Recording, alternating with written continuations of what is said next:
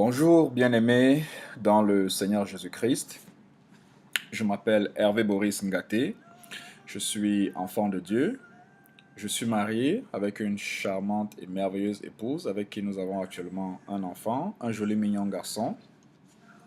Je suis enseignant de la parole de Dieu et je vis aux États-Unis où je communie avec les saints dans l'église de Church of the Redeemer, là où je travaille également comme responsable des jeunes.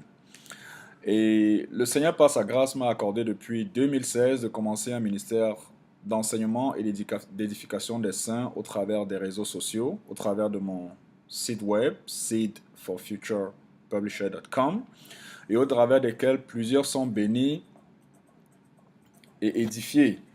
Et l'année dernière, en novembre 2017, le Seigneur également a permis que je puisse commencer un ministère au travers du groupe WhatsApp, Seed for Future Ministries, que certains d'entre vous connaissez. Et au travers de cela également, plusieurs sont bénis, transformés. Et ce groupe, par exemple, a donné naissance à un groupe d'intercession pour le Cameroun qui est en train de faire des merveilles. Plusieurs sont comblés et bénis. Alors, ce matin, j'aimerais commencer avec un thème qui est vraiment d'actualité et pour lequel j'ai eu personnellement à crier à Dieu de me parler. C'est vrai, il y a tellement d'auteurs, tellement d'enseignements sur le thème. Il s'agit du réveil spirituel. Et il est toujours bon, après avoir lu des livres, de soi-même aller vers les Écritures et de dire, Seigneur, parle-moi, enseigne-moi par ta parole. Et pendant que je faisais des études personnelles, j'ai découvert un enseignement sur le réveil spirituel que j'aimerais partager avec toi en 7 enseignements basiques. Le thème de l'enseignement, c'est comment entrer et demeurer dans le réveil spirituel. Et nous allons nous appuyer pour cela sur le texte de Esdras chapitre 1, du, du verset 1 au verset 6. Alors, je voudrais lire pour toi. La première année de Cyrus, roi de Perse, afin que s'accomplisse la parole de l'Éternel prononcée par la bouche de Jérémie, l'Éternel réveilla l'esprit de Cyrus, roi de Perse, qui fit faire de vive voix et par écrit cette publication dans tout son royaume. Ainsi parle Cyrus, roi de Perse. L'Éternel, le Dieu des cieux, m'a donné tous les royaumes de la terre, et il m'a commandé de lui bâtir une maison à Jérusalem en Juda. Qui d'entre vous est de son peuple? Que son Dieu soit avec lui et qu'il monte à Jérusalem en Juda et bâtisse la maison de l'Éternel, le Dieu d'Israël. C'est le Dieu qui est à Jérusalem. Dans tout lieu où séjournent des restes du peuple de l'Éternel, les gens du lieu leur donneront de l'argent, de l'or, des effets et du bétail, avec des offrandes volontaires pour la maison de Dieu qui est à Jérusalem. Les chefs de famille de Juda, les chefs de famille de Juda et de Benjamin, les sacrificateurs et les Lévites, tous ceux dont Dieu réveilla l'esprit, se levèrent pour aller bâtir la maison de l'Éternel à Jérusalem.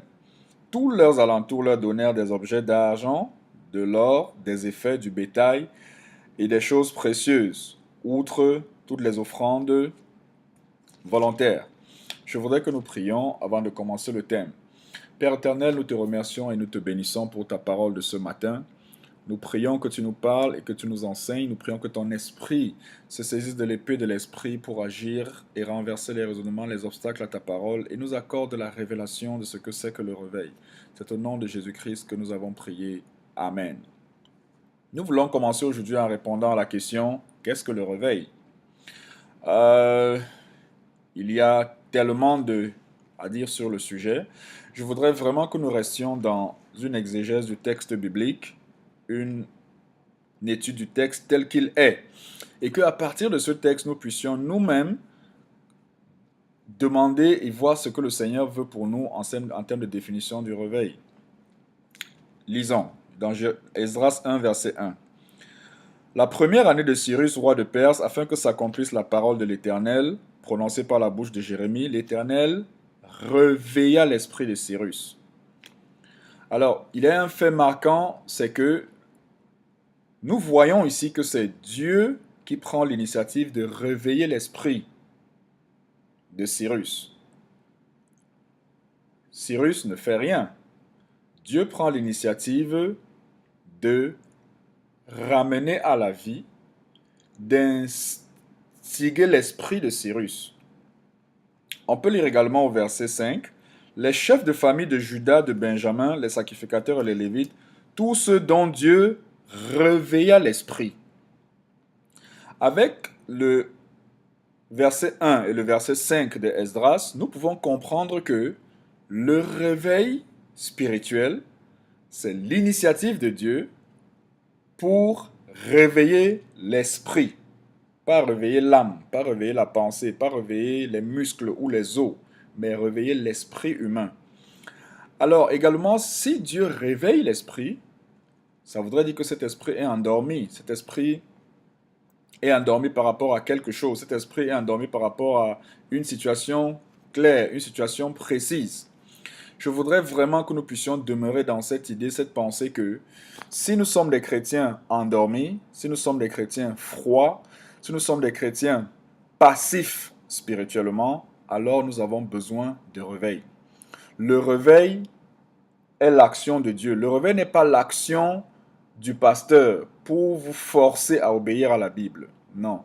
Le réveil n'est pas l'action des activités pour nous ramener à Dieu. Non, cela ne marche pas. Les activités ne peuvent pas nous réveiller. Le pasteur ne peut pas nous réveiller. Le réveil, ce n'est pas la multiplication des réunions. Ce n'est pas la multiplication de la lecture de la Bible ou même la multiplication de la prière. Le réveil, c'est Dieu qui regarde un homme qui est endormi, qui est assoupi, et il décide de ramener la vie dans l'esprit de cette personne. Et avec cela, je voudrais que tu te poses la question suivante. Est-ce que la définition que tu as du réveil est celle que la Bible donne? Est-ce que pour toi, tu penses que le réveil, c'est d'abord une question, une agitation, une excitation, tomber, pleurer, cracher, ou alors tu dis, Seigneur, quand tu vas me réveiller, tu auras pris l'initiative de reconnecter mon esprit avec toi, de reconnecter la vie de Dieu en moi. Je voudrais que nous prions. Éternel notre Dieu, notre Père, nous te bénissons pour cette première partie de l'enseignement et nous te rendons gloire parce que tu nous dis ce matin que le réveil est ton initiative, c'est ton action, c'est toi qui prends l'initiative de ramener à la vie les aspects morts de nos vies, les aspects qui sont déchus en nous. Ô Seigneur Dieu de gloire, nous te bénissons pour cette parole et nous prions que nous puissions l'accepter et nous détourner de toute autre fausse conception que nous avons de la définition du réveil et de la présentation du réveil. C'est au nom de Jésus-Christ que nous avons prié. Amen. Demain, nous allons continuer le thème sur le réveil avec le thème « Pourquoi avons-nous besoin de réveil ?» Shalom, Hervé Ngaté.